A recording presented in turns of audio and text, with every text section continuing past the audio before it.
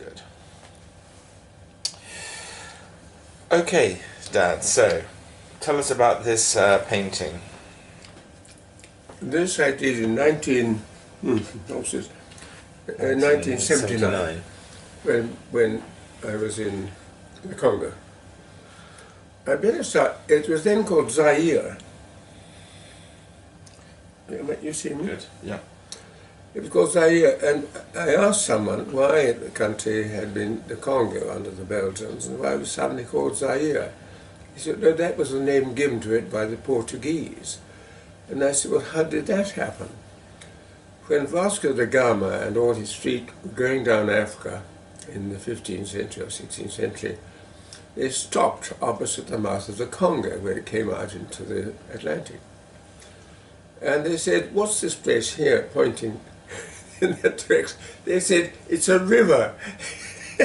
And river is the word in that dialect for Zaire. Zaire is the river. So ever afterwards he said, oh, the country must be called Zaire, and that's an absolutely idiotic thing. Anyway, Mobutu turned away from the Republic of the Congo to call it Zaire. And in the middle of Zaire there's a province called Shaba, where there are diamond mines in a city, near a city called, well, 50 miles away from Bujimaya. And we knew the British community pretty well, and De Beers were the company that got the diamonds out of this place near Bujimaya.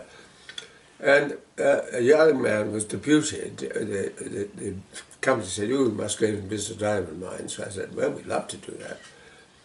So a young man was deputed to take us to Bujimaya and show us the diamond mines.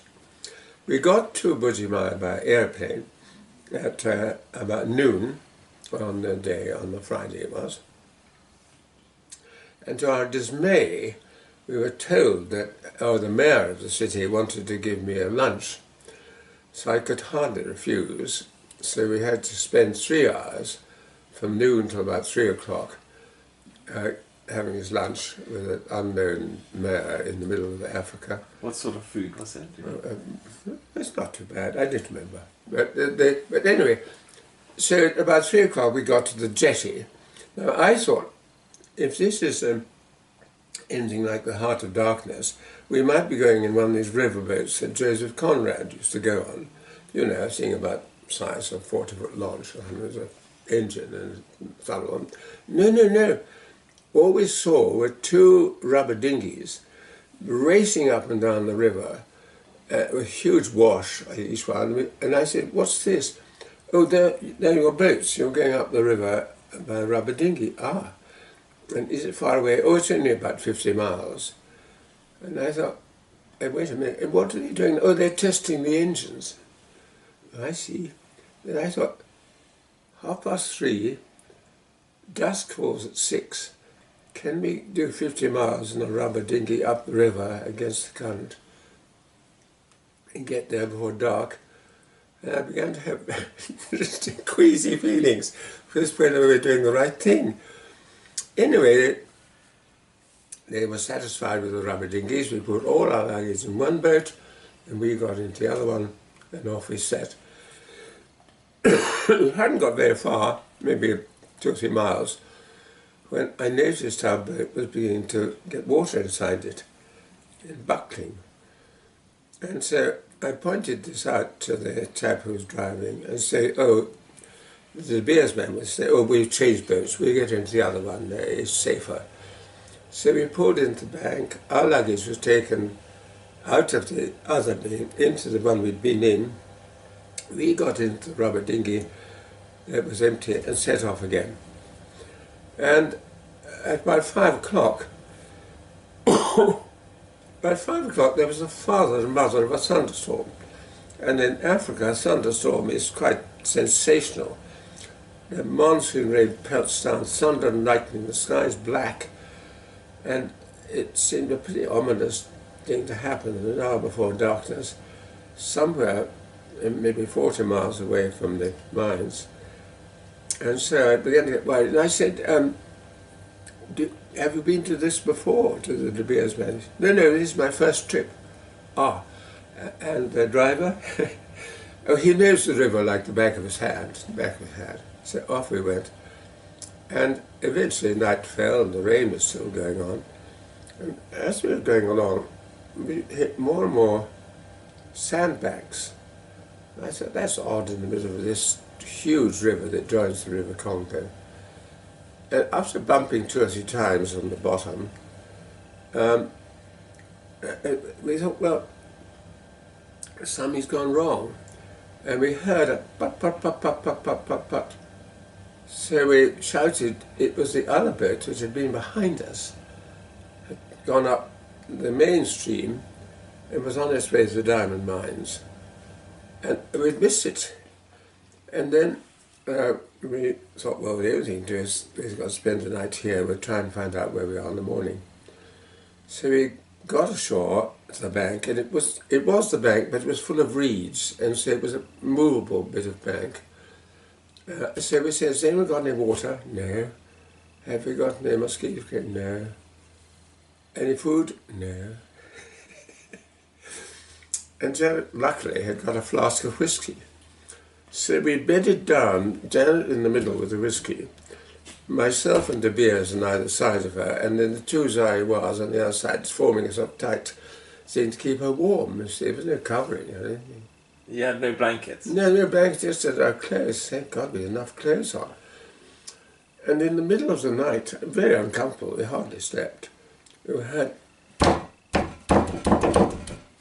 and it was the thundering hooves of a hippopotamus coming in off the bank, and just by our side, a hippopotamus went whizzing down into the river, a splash. And we thought, God, that was a near one. In the morning we got up and there was a mist of about 6 feet above the water, and we could see in placid morning, I'm sorry about that, a man poling his boat on the river. And we got the Zaiwa to shout to him, saying, where are we? He said, oh, this is a tributary of the Lualaba. The junction is miles down the way, I'm just going down to the main river. So that was a bit daunting. At least we knew where we were. So we thought, well, we'll go back and see if we can get to the bank. We had enough petrol just. We got to the main river and turned the corner, and then we suddenly discovered we were running out of petrol. And at that point, all we could do is pull into the bank. And this was where we pulled into the bank. A fisherman was catching fish, cooking them in this big metal drum, and we managed to get communication through our Zaiwa man with the fisherman. And we said, is there a village near here? He said, oh, some time away. And 2 or 3 people were wandering around. We said, look, here's some money. Go and ask the villagers if they can come and help us to get off with a boat or something. We never saw them again, because in Zaire, if you give someone money, they say thank you very much, and off they go. So we were so hungry, and they said, would you like some fish? I didn't want to eat their fish, so I wasn't sure what it would be like, cooked in a metal drum.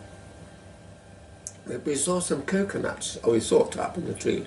We asked the fisherman if he'd get down a few coconuts, and he said no. And he was bullied by us. He said, go and get some coconuts. Oh, well, he brought them down, but they weren't coconuts at all. They were just other kind of nuts with some fibre inside, and so we couldn't drink them. By midday, we were getting a bit desperate.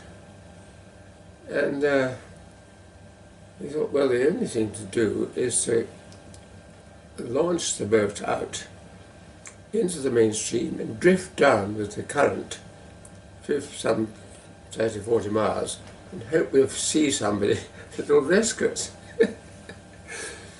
And we just decided that we couldn't wait there all day, you know, no food or anything. We had to do something. When we heard pat. And this was the boat which had gone down upstream and then all the way downstream and then up the river and found us.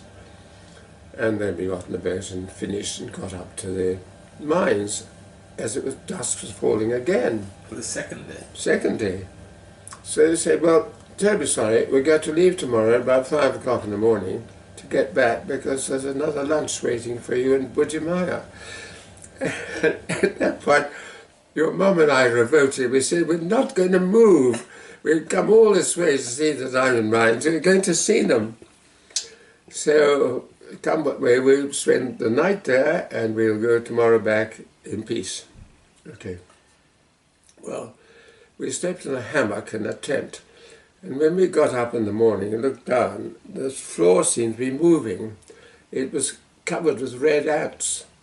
And we could hardly get out for the ants. And as soon as I stepped out of bed in my trousers, they were up my legs. And we were shaking ourselves off with the red ants everywhere.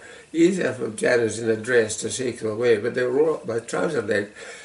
Anyway, we saw the mines and went back to Bujimai and flew back to Kinshasa safely. Sad but wiser, but we had been up the river without a paddle, stuck without a paddle in Central Africa. That's the story of the hippopotamus. Good. Lovely, Dad. Thanks.